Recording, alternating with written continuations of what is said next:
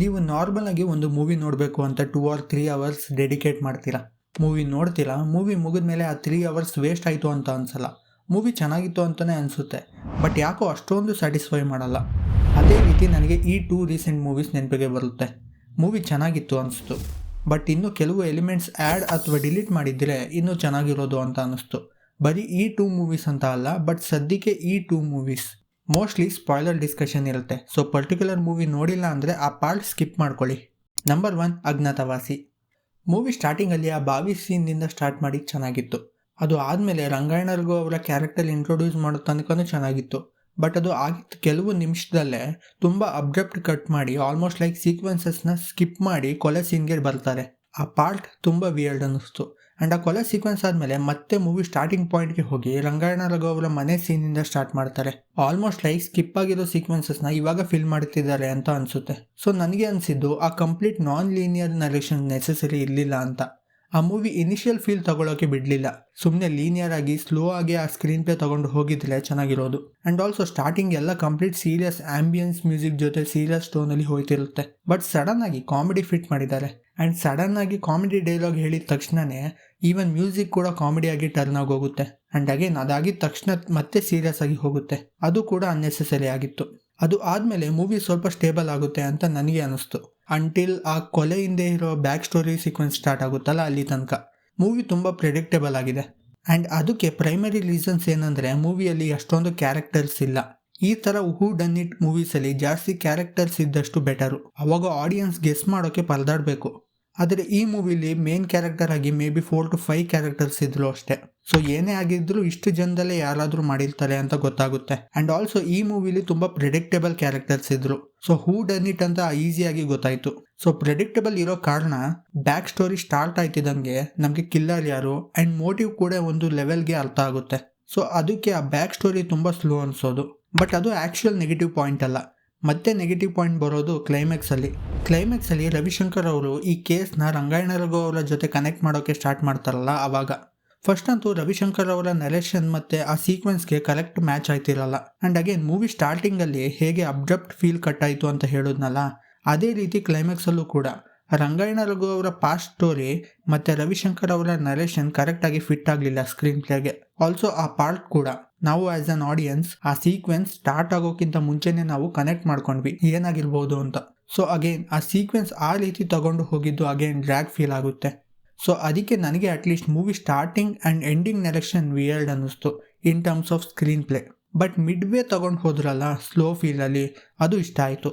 And ಅದೇ consistent ಆಗಿದ್ದಿದ್ರೆ excluding unnecessary comedy and unnecessary non linear structure, movie ಡೀಸೆಂಟ್/ಗುಡ್ಗಿಂತ ಜಾಸ್ತಿ ಅಂತ ಅನಿಸಿರೋದು. ನಿಮಗೆ ಮೀಡಿಯೋಕರ್ ಅನ್ನಿಸ್ತಾ ಅಥವಾ ಪರ್ಫೆಕ್ಟ್ ಅನ್ನಿಸ್ತಾ ಅಂತ ಹೇಳಿ. Number 2, Firefly. Movie in terms of direction 10 out of 10. But problem ಬರೋದು ಇನ್ ಡೆಪ್ತ್ ಹೋಗದೇ ಇದ್ದಾಗ. ಲೀನಿಯರ್ ಫ್ಯಾಷನಲ್ಲಿ ಹೇಳ್ತೀನಿ, ಮೂವಿ ಸ್ಟಾರ್ಟ್ ಆಗೋ ರೀತಿ ಚೆನ್ನಾಗಿತ್ತು. ಯಾಕೆ ಕಾರ್ ಸೀಕ್ವೆನ್ಸ್ ಸ್ಲೋ ಫೀಲ್ ಆಯ್ತಿದೆ ಅಂತ ಅನಿಸ್ತು. ಬಟ್ ಆಕ್ಸಿಡೆಂಟ್ ಆದಾಗ ಗೊತ್ತಾಯಿತು ಆ ಶಾಕ್ ವ್ಯಾಲ್ಯೂಗೆ ಸ್ಲೋ ತಗೊಂಡು ಹೋದ್ರು ಅಂತ. ಸೊ ಇಲ್ಲಿ ತನಕ ಗ್ರೇಟ್. ಅದು ಆದಮೇಲೆ ಆ ಕ್ಯಾರೆಕ್ಟರ್ ಡಿಪ್ರೆಷನ್ಗೆ ಹೋಯ್ತಾನೆ. ಇವಾಗ ಒಂದು ವಿಚಾರ ಕ್ಲಿಯರ್ ಮಾಡ್ತೀನಿ. ವೆಸ್ ಆ್ಯಂಡರ್ಸನ್ ಮೂವೀಸಲ್ಲಿ by the way Wes Anderson ಮೂವಿದು ಒಂದು ಯೂನಿಕ್ ಸ್ಟೈಲ್ ಇದೆ. ಆ್ಯಂಡ್ ಅದೇ ಇನ್ಸ್ಪಿರೇಷನಲ್ಲಿ Firefly movie and even Aachar and co inspire ಆಗಿರೋದು. ಸೊ ವೆಸ್ ಆ್ಯಂಡರ್ಸನ್ ಯಾವುದೇ ಮೂವೀಸಲ್ಲಿ ತಗೊಂಡ್ರು ಆ ಮೂವಿ ಯೂನಿವರ್ಸಲ್ಲಿ ತುಂಬ ರ್ಯಾಂಡಮ್ ಇವೆಂಟ್ಸ್ ಆಗುತ್ತೆ. ಆಲ್ಸೋ ಆ ಮೂವಿ ಕ್ಯಾರೆಕ್ಟರ್ಸ್ ಕೂಡ ತುಂಬ ರ್ಯಾಂಡಮ್ ಇರ್ತಾರೆ. ಆ್ಯಂಡ್ ಅದು ವೆಸ್ ಆ್ಯಂಡರ್ಸನ್ ಮೂವಿ ಸ್ಟಾರ್ಟ್ ಆದಾಗ ಕನ್ವಿನ್ಸ್ ಮಾಡ್ತಾನೆ ಈ ಪರ್ಟಿಕ್ಯುಲರ್ ಮೂವಿಲಿ ಏನು ಬೇಕಾದರೂ ಆಗ್ಬೋದು, ಯಾವುದು ಗ್ರೌಂಡೆಡ್ ಅಲ್ಲ ಅಂತ. ನಾವು ಕಮಿಂಗ್ ಬ್ಯಾಕ್ ಟು ಫೈರ್ಫ್ಲೈ, ಈ ಮೂವಿಲಿ ಪ್ರೆಸೆಂಟೇಷನ್ ವೆಸ್ ಆ್ಯಂಡರ್ಸನ್ ಥರ ಇರ್ಬೋದು. ಬಟ್ ಈ ಮೂವಿಲಿ ಸ್ಟಾರ್ಟಿಂಗಿಂದನೂ ಆ ಲೀಡ್ ಕ್ಯಾರೆಕ್ಟರ್ ಮಾತ್ರ ತುಂಬ ರ್ಯಾಂಡಮ್ ಅನ್ನೋ ರೀತಿ ತೋರಿಸಿದ್ದಾರೆ. ಬಟ್ ಅವನ ಅಪ್ಪ ಅಮ್ಮ ಆಗಲಿ, even neighbours and even relatives ಅಷ್ಟೊಂದು ರ್ಯಾಂಡಮ್ ಅಲ್ಲ. ಸ್ವಲ್ಪ ಕಮರ್ಷಿಯಲ್ ಕ್ಯಾರೆಕ್ಟರ್ಸ್ ಆದರೂ ಸ್ವಲ್ಪ ಗ್ರೌಂಡೆಡೆ. ಇವಾಗ ಅವನು ಡಿಪ್ರೆಷನಲ್ಲಿ ಇದ್ದಾಗ ಅವನಿಗೆ ಏನು ಫೀಲ್ ಆಯ್ತಿಲ್ಲ. ಅವಾಗ ಅವನ ಸರೌಂಡಿಂಗಲ್ಲಿ ನಡೆಯುತ್ತಲ್ಲ ರ್ಯಾಂಡಮ್ ಇವೆಂಟ್ಸ್, ಕೆಲವು ಚೆನ್ನಾಗಿ ಪ್ಲೇ ಆಗುತ್ತೆ, ಬಟ್ ಕೆಲವು ತುಂಬ ಫೋರ್ಸ್ಡ್ ಫೀಲ್ ಆಗುತ್ತೆ. ಫಾರ್ ಎಕ್ಸಾಂಪಲ್, ನಾನು ಹೇಳಿರೋ ಹಾಗೆ ಮೂವಿ ನಮಗೆ ಬರೀ ಆ ಮೇನ್ ಕ್ಯಾರೆಕ್ಟರ್ ತುಂಬ ರ್ಯಾಂಡಮ್ ಅಂತ ಕನ್ವಿನ್ಸ್ ಮಾಡಿರುತ್ತೆ from the start. But surrounding characters are normal, at least ಸಿಲ್ಲಿಲಲ್ಲಿ ಲೆವೆಲ್ ನಾರ್ಮಲ್. ಸೊ ಇವಾಗ ಆ ಇಲ್ಯೂಷನ್ ಬ್ರೇಕ್ ಮಾಡಿದ 2 ಸೀಕ್ವೆನ್ಸಸ್ ಇದೆ. ಒಂದು ರಿಲೇಟಿವ್ಸ್ ಎಲ್ಲ ಮೇನ್ ಲೀಡ್ನ ನೋಡೋಕೆ 1 by 1 ಬರೋ ಸೀನಲ್ಲಿ ಸಡನ್ ಆಗಿ ತುಂಬ ಫೋರ್ಸ್ಡ್ ಕ್ಯಾರೆಕ್ಟರ್ ಇಂಟ್ರೊಡ್ಯೂಸ್ ಆಗೋದು. ಸಡನ್ ಆಗಿ ಆ ನಾರ್ಮಲ್ ಕ್ಯಾರೆಕ್ಟರ್ಸ್ ಮಧ್ಯ ಆ ಹೈ ಪಿಚ್ಡ್ ಕ್ಯಾರೆಕ್ಟರ್ಸ್ ಆ ಯೂನಿವರ್ಸಲ್ಲಿ ಕರೆಕ್ಟಾಗಿ ಫಿಟ್ ಆಗೋದಿಲ್ಲ. ಈವನ್ ಅದೇ ಸೀಕ್ವೆನ್ಸಲ್ಲಿ ಕಾಫಿ ನಾಡು ಚಂದು ಕ್ಯಾರೆಕ್ಟರ್ನ ಇಂಟ್ರೊಡ್ಯೂಸ್ ಮಾಡೋದು ಸಡನ್ ಆಗಿ ಫ್ಯಾನ್ ಸರ್ವಿಸ್ ಅಥವಾ ಮೆಟಾ ಜೋಕ್ ಥರ ಫೀಲ್ ಆಯಿತು, which didn't fit that universe. At least ನಮಗೆ ಕನ್ವಿನ್ಸ್ ಮಾಡಿಲ್ಲ ದಟ್ ಈ ಥರ ಕ್ಯಾರೆಕ್ಟರ್ಸ್ ಆ ಯೂನಿವರ್ಸಲ್ಲಿ ಫಿಟ್ ಆಯ್ತಾರೆ ಅಂತ. ಆ್ಯಂಡ್ ಆಲ್ಸೋ ಇನ್ನೊಂದು ಸೀಕ್ವೆನ್ಸ್ ಅಂದರೆ ಸಿಹಿ ಕೈ ಚಂದ್ರು ಅವರ ಕ್ಯಾರೆಕ್ಟರ್ ತುಂಬ ಫೋರ್ಸ್ಡು. ಮೇನ್ ಲೀಡ್ಗಿಂತ ಜಾಸ್ತಿ ರ್ಯಾಂಡಮ್ ಆಗಿದ್ದು ಈ ಕ್ಯಾರೆಕ್ಟರ್. ಆಲ್ಸೋ ಅದು ಗ್ರೌಂಡೆಡ್ ಕ್ಯಾರೆಕ್ಟರ್ಸ್ ಮಧ್ಯೆ ಸಡನ್ ಆಗಿ ಈ ಥರ ಕ್ಯಾರೆಕ್ಟರ್ ಬರೋದು ಸಡನ್ ಆಗಿ ಬೇರೆ ಮೂವಿ ನೋಡ್ತಿದ್ದೀವಿ ಅನ್ನೋ ರೀತಿ ಫೀಲ್ ಕೊಡುತ್ತೆ. ಈವನ್ ಒಂದು ಸ್ಮಾಲ್ ಸೀಕ್ವೆನ್ಸ್ ಇದೆ, ಫುಟ್ಬಾಲ್ ಕೋರ್ಟಲ್ಲಿ ಜಗಳ ಆದಾಗ ಇಬ್ಬರು ಪೊಲೀಸ್ ಕ್ಯಾರೆಕ್ಟರ್ ಬರೋದು. ಅಗೇನ್ ಮೇನ್ ಲೀಡ್ ರ್ಯಾಂಡಮ್ ಆಗಿರ್ತಾನೆ, ಸರೌಂಡಿಂಗ್ ಪೀಪಲ್ ನಾರ್ಮಲ್ ಆಗಿರ್ತಾರೆ. ಆದರೆ ಈ ಪೊಲೀಸ್ ಆಫೀಸರ್ ಕ್ಯಾರೆಕ್ಟರ್ ಸಡನ್ ಆಗಿ ಫೋರ್ಸ್ಡ್ ಕಾಮಿಡಿ ಮಾಡಿದಾಗ ಆ ಫಿಕ್ಷನ್ ಬ್ರೇಕ್ ಆಗುತ್ತೆ. ಇವೆಲ್ಲ ಅನ್ನೆಸೆಸರಿ ಕ್ಯಾರೆಕ್ಟರ್ಸ್ ಬಿಟ್ರೆ ಇನ್ನೊಂದು ಏನಂದ್ರೆ ಆ ಕ್ಯಾರೆಕ್ಟರ್ ಡಿಪ್ರೆಷನ್ ಅಲ್ಲಿ ಇರ್ತಾನಲ್ಲ, ಅವಾಗಿಂದ ಅವನಿಗೆ ನೆಗೆಟಿವ್ ಥಾಟ್ಸ್ ಓಡ್ತಿರುತ್ತೆ, ನಿದ್ದೆ ಬರ್ತಿರೋಲ್ಲ. ಸೊ ಅದಕ್ಕೆ ಕ್ಯೂರು ಪೇಯ್ನ್ ಅಂತ ಅವನು ಡಿಸ್ಕವರ್ ಮಾಡ್ತಾನೆ. ಸೊ ಆ ಪಾರ್ಟ್ ನನಗೆ ಇಷ್ಟ ಆಯಿತು. ಬಟ್ ಪೇಯ್ನ್ ಇಂದಾನೆ ನಿದ್ದೆ ಬರೋದು ಅಂತ ಡಿಸ್ಕವರ್ ಮಾಡೋ ಸೀಕ್ವೆನ್ಸ್ ತುಂಬ ಡ್ರ್ಯಾಗ್ ಇತ್ತು. ಅದೇ ಮಿಲಿಟರಿ ಹೋಟೆಲ್ ಫೈಟ್ ಸೀಕ್ವೆನ್ಸು. ಇದರಲ್ಲೂ high pitched characters, main lead ಥರ ಎಲ್ಲರೂ ರ್ಯಾಂಡಮ್ಲಿ ಅಗ್ರೆಸಿವ್ ಆಗೋಯ್ತಾರೆ. ಸ್ಟಾರ್ಟಿಂಗ್ 1 ಮಿನಿಟ್ ತನಕ ಚೆನ್ನಾಗಿತ್ತು, ಬಟ್ ವೆಸ್ ಆ್ಯಂಡರ್ಸನ್ ಇಂದ ಪ್ರಿಯದರ್ಶನ್ ಮೂವಿ ಸ್ಟೈಲ್ಗೆ ಹೋಯ್ತಾರಲ್ಲ, ಆ ಸೀಕ್ವೆನ್ಸ್ ಹೆವಿ ಡ್ರ್ಯಾಗ್ ಫೀಲ್ ಆಯಿತು. ಐ ಥಿಂಕ್ ಈ ವಿಚಾರದಲ್ಲಿ ಆಚಾರ್ಯ ಆ್ಯಂಡ್ ಕೋ ತುಂಬ ಒಳ್ಳೆ ಬ್ಯಾಲೆನ್ಸ್ ಆಗಿತ್ತು. ಆ movie characters retro and funny ಅಂತ ಸ್ಕ್ರೀನ್ ಪ್ಲೇಯಿಂದ ಕನ್ವಿನ್ಸ್ ಮಾಡಿದ್ರು. ಆ್ಯಂಡ್ ಪೂರ್ತಿ ಮೂವಿಲೂ ಆ ಕ್ಯಾರೆಕ್ಟರ್ಸ್ ಅದೇ ರೀತಿ ಇರ್ತಾರೆ. ಸೊ ಆ ವೆಸ್ ಆ್ಯಂಡರ್ಸನ್ ರ್ಯಾಂಡಮ್ನೆಸ್ ಮತ್ತು ಆಚಾರ್ಯ ಆ್ಯಂಡ್ ಕೋ ಯೂನಿವರ್ಸ್ನ ಗ್ರೌಂಡೆಡ್ನೆಸ್ ಪರ್ಫೆಕ್ಟ್ ಬ್ಯಾಲೆನ್ಸ್ ಇತ್ತು. ನಾವು coming back to firefly, ಅದು ಬಿಟ್ಟರೆ ಫಸ್ಟ್ ಹಾಫ್ ಮೋಸ್ಟ್ಲಿ ಚೆನ್ನಾಗಿತ್ತು. ಆ್ಯಂಡ್ ಐ ಥಿಂಕ್ ಸೆಕೆಂಡ್ ಹಾಫಲ್ಲಿ ಆ ಕ್ಯಾರೆಕ್ಟರ್ ಕ್ಯೂರ್ ಅಥವಾ ರಿಕವರಿ ಪ್ರೊಸೆಸಲ್ಲಿ ಇದ್ದಾಗ ಇನ್ನೂ ಡಿಪ್ರೆಷನ್ ಟಾಪಿಕ್ ಮೇಲೆ ಇನ್ನೂ ಇನ್ಡೆಪ್ತ್ ಹೋಗಬೇಕಿತ್ತು ಅಂತ ಅನಿಸ್ತು. Like on the surface therapy, self pain, companion, distraction ಎಲ್ಲ ಮಾತಾಡಿದ್ರು. ಇನ್ನು ಡೆಪ್ತ್ ಹೋಗಿದ್ರೆ ಕಂಪ್ಲೀಟ್ ಮೆಮೊರೇಬಲ್ ಆಗಿರೋದು. ಇವಾಗ ತೋರಿಸಿದ್ರಲ್ಲಿ ಪ್ರಾಬ್ಲಮ್ ಏನೂ ಇಲ್ಲ, ಬಟ್ ಯಾವುದು ಸೀಕ್ವೆನ್ಸಸ್ ಇಂಪ್ಯಾಕ್ಟ್ಫುಲ್ ಆಗಿರಲ್ಲ. ಆ ಮೂಮೆಂಟಲ್ಲಿ ಬಂತು, ವಿಜುವಲಿ ಚೆನ್ನಾಗಿತ್ತು, ಆ ಸೀಕ್ವೆನ್ಸಸ್ ಎಂಜಾಯಬಲ್ ಆಗಿತ್ತು, ಮುಗೀತು ಅನ್ನೋ ರೀತಿ ಇತ್ತು. ಬಟ್ ಸೆಕೆಂಡ್ ಹಾಫಲ್ಲಿ ಮೆಜಾರಿಟಿ ಯಾವುದು ಸೀಕ್ವೆನ್ಸಸ್ ಮೆಮೊರೇಬಲ್ ಆಗಿರಲ್ಲ.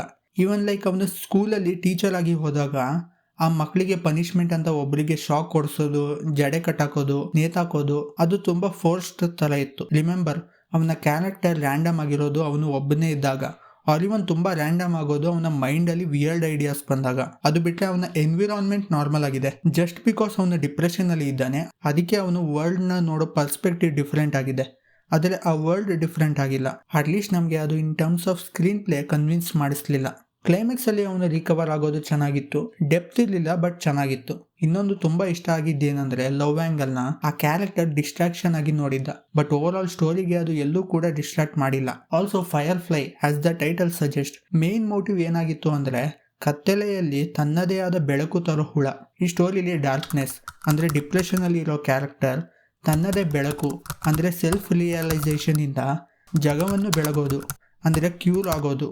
ಈ ಬೇಸಿಕ್ ನೆರೇಟಿವ್ ಇಂದ ಡಿಸ್ಟ್ರಾಕ್ಟ್ ಆಗಿಲ್ಲ, ವಿಚ್ ವಾಸ್ ಗುಡ್. ಆದರೆ ಅದೇ ರೀತಿ ಇನ್ಡೆಪ್ತ್ ಹೋಗಿಲ್ಲ ಅನ್ನೋದು ಡಿಸ್ಸ್ಯಾಟಿಸ್ಫ್ಯಾಕ್ಷನ್. ಬಟ್ ಸ್ಟಿಲ್ ಎಫರ್ಟ್ಗೆ ಆ್ಯಂಡ್ ಯೂನಿಕ್ನೆಸ್ಗೆ ಪ್ರೈಸ್ ಅಂತೂ ಸಿಗಲೇಬೇಕು.